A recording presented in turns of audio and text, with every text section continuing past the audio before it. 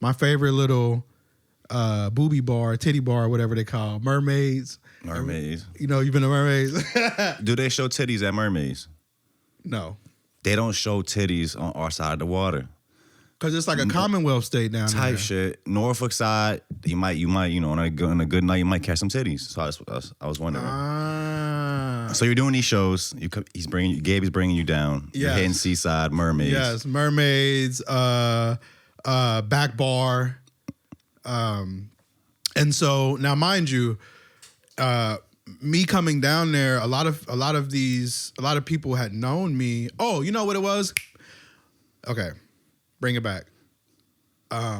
I started coming down to Virginia more after Mac passed away. Now, we can go back and talk about before that, but after Mac passed away, I was trying to do things to keep his legacy alive, because I still feel like today there is still, I feel like his fans really had no closure for real. And a lot of fans kind of tell me that they don't have any closure because it was a travesty, and so people are kind of still just wanting something.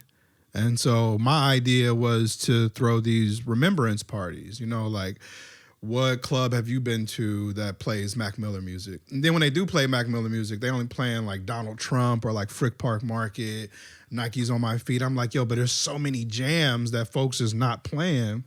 So my idea was, to do a remembrance event. I started to do it. I started in New York. They were super successful in New York.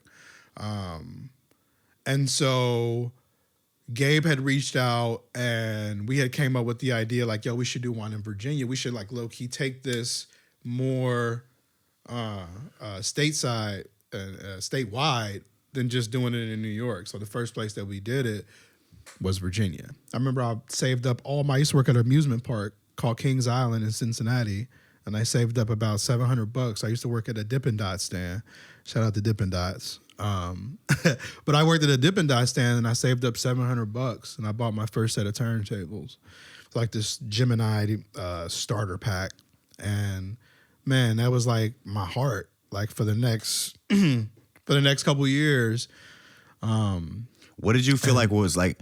Who were some DJs that were kind of maybe you were seeing do it at that time? Like, what did you feel like your trajectory could be in this? Did you imagine yourself making a career out of DJing? Was it just something that you were having fun with at the time? Like, I was having fun with at the time, but then I started to see cats like DJ AM, may he rest in peace, one of my favorite DJs. I would start to see him, Steve Aoki, guys like Dave Nada, Titsworth. I'm about to go. Titsworth is a crazy name. Yo, this is Titsworth. He's like one of the most legendary Baltimore DJs. This is all like blog era. I'm thinking 2011, 2012 is when I really, because before that I was just DJing clubs. I knew that I wanted to DJ outside of Cincinnati, but I didn't know what that looked like until I started seeing, there's a such thing called like celebrity DJs. And I was like, what's a celebrity DJ? Like, a DJ who like DJs all these celebrity parties, da-da-da. So I started to understand that there's different type of DJs where I was just like, I learned the skill of DJing, blending, scratching, beat counting. I knew how to DJ. And these different types of DJs are, like you said, it's all, I guess, based on who you're playing for. Like if you're a celebrity DJ, or like what are some other types of DJs? You have your tour DJ. Okay. Right? Where you, some DJs are strictly a tour DJ. See, me, I was a tour DJ. I was a DJ. I was a producer. I was a multiple different things. There's some people who only know how to tour DJ. They don't know how to DJ in the club. What's the difference between tour and DJing in the club? Great question. I didn't even know this. And shout out to hi-tek, who was kind of took me under his wing before Mac Miller. But before I went on tour with Mac Miller, I had to learn the difference between a club DJ and a tour DJ. When I went on tour, so before Mac Miller, I toured with hi-tek and Talib Kweli.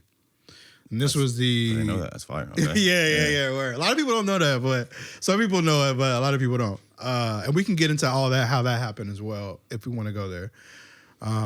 But when I went on tour with Talib Kweli, this is like 2010, 2011, around that time, because they got back together to do this Reflection Eternal reunion tour. Anywho, I get on tour, and from tour, I had literally DJ'd the club like the night before, and I remember this shit. I'll never forget it. It was like our first show in Jersey. I had never, first of all, I had never been on a stage where I've seen like 50,000 people looking at me. That was my first time ever being on a major stage, literally from like in a span of like 24 hours. Like I got asked that I want to go on this tour, and then the next day I was on stage. In front of 50,000. In front of 50,000 people. I had no experience at all. And so I remember they come out, the crowd's screaming, and I guess at that time I should have been playing music as they were walking out. I was sitting there like this. Shaking.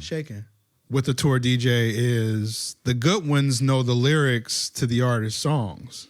That's a whole nother thing that club DJs aren't doing. Get him black. Yeah. Fuck him up. You know what I'm saying? No. The Rich Homie Quan joint. That was like the biggest one. And you know what's funny is the Rich Homie Quan's DJ is we're not close, but we know each other. He's DJ Fresh. He's from Cincinnati. Can't step from the bottom to the top of my lifestyle.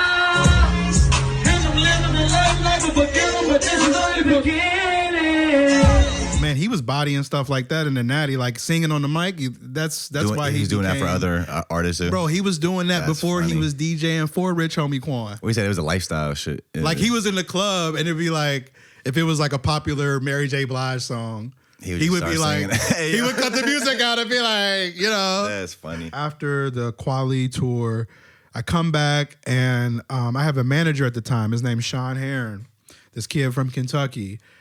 He had a company called Self Diploma as well. Now, Sean knew about me when I was DJing in clubs in Cincinnati when I was like this young kid DJing in these clubs, because he was throwing teen parties. Dude, he was bringing out like 300, 400 kids out of Kentucky, deep in Kentucky, like to Cincinnati to party. So his name rang bells quick, because they were like, yo, there's this young kid in Kentucky. Like, he has a crazy... This is Sean. So he fucks with my style. Oh, no, this is what happened. I DJ one of his team parties. He loves my style. Wants me to come back. We befriend each other. So we had this venue, and he would bring in people like Chip the Ripper. Remember LMFAO? Like Wiz. This is back in like 2013. This is like super blog era. Like MGK, Yellow Wolf, all the people that was like brewing in that era. And then I come into the office one day, and he's like, yo, you heard this kid Mac Miller? He has a song, Kool-Aid and Frozen Pizza. I'm thinking about booking him in Cincy. He's like, would you want to DJ for him? Like, you down? Now, at this point, I done DJ for Kweli. I done met Big Daddy Kane. I met Free from 106 and Park. You like, who the fuck is Mac? I'm like, right. I'm like, who the fuck? I'm like, fuck it. Run it. Let's do it. Like, I kind of got this chip on my shoulder. So he played me the video of Kool-Aid and Frozen Pizza. And then I noticed the Lord Finesse sample. I'm like, oh, shit. Like, he's rapping over, like, some ill shit, though. Like, so... immediately, I was it kind of opened my eyes, because it was just a different kind of flow. Because before that, low key, I was only listening to Eminem. As far as like, and I hate to break it down like black and white but rappers, like when it comes to like white rappers, like Eminem still doesn't really get his credit either. No, for that reason. But so Mac's flow and style just was so opposite of what you were used to seeing at the time. Yeah, because every white rapper, if they weren't trying to be like Eminem, it just didn't hit. For whatever reason, it just didn't. But for Mac, it felt more soulful. That's what it was. So he says, I want to bring in this kid, Mac Miller. Do you want to DJ? I say yes. He books Mac.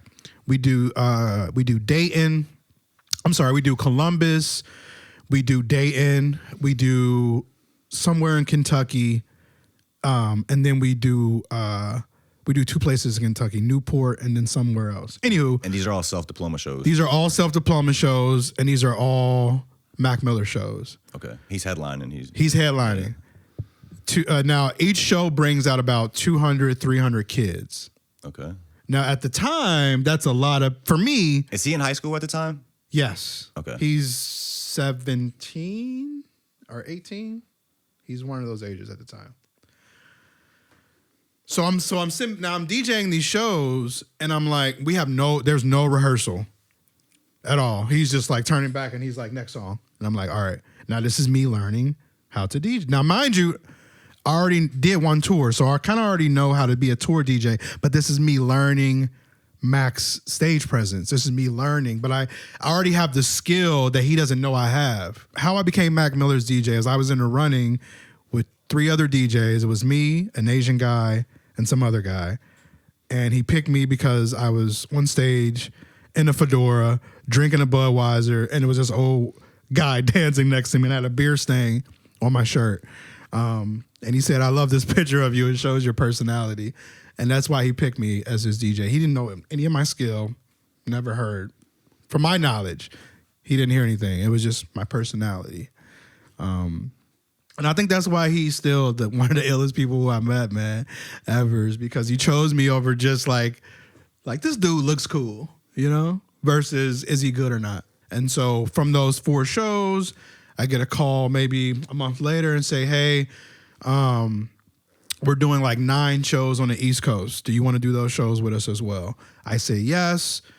And then it's Murder, She Wrote. From there, I'm his DJ. And then they like officially asked me, by the way, I'm doing this still on probation.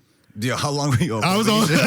Something I think you said was powerful earlier, I think at the start of the convo, is fans feel like they never really had closure. Yes. With Mac Miller. Yeah. What do you see that looking like? Because I'm even trying to compare it to other artists. Like, what is really closure? Is there a way you can even do that? I know that there's been a bunch of music to come out. Yeah. Since I don't know. Any more thoughts on that? I mean, if I had to think of maybe something, because I not only say this because, you know, when I drop stuff like I've dropped a few different mixes, DJ mixes, where one idea was called Remix, where I took a bunch of Mac songs and found a bunch of producers who remixed Mac songs, put together this hour-long mix of all Mac Miller songs but remixed. And so fans will, they'll DM me and say, hey man, this is the closest thing that we really have to like, and there's a whole Mac community on Reddit. You can go in there and look at it. I mean, they talk about it. They talk about really having, I mean, I guess some closure is, you know, the guy who sold him the bad drugs, I think he got like life in prison, or they found him guilty. Yeah, they found him guilty. The guy who sold Mac the bad drugs, he either got life, they gave him a bunch of jail time. So that in a sense is some closure, but it happened so instant, and there was so much music that he was promising his fans that it's still kind of, it's like his everything was just taken away literally in through thin air. And so when I do these mixes, even though there's been new music to drop since he's passed away, if you know Mac was very hands-on with his music. So every album, he was very, very, I mean, every session, every mix, from notes to keys, he wanted to replay stuff, So a lot of these albums that were released after, you know, he transitioned, he really didn't have his hands in them a lot like he did the other albums. And so I don't know if it's that, or if it's because some folks will say, hey, I never met Mac, but I met you. So it's like you're the closest thing to Mac. And so some people kind of get some closure within that. Like, oh, I actually met you, and you actually was with him a majority of his life. You know, like some people kind of feel tied into that. And so the closure thing, like me doing the mixes is it's my way of giving them some sort of closure.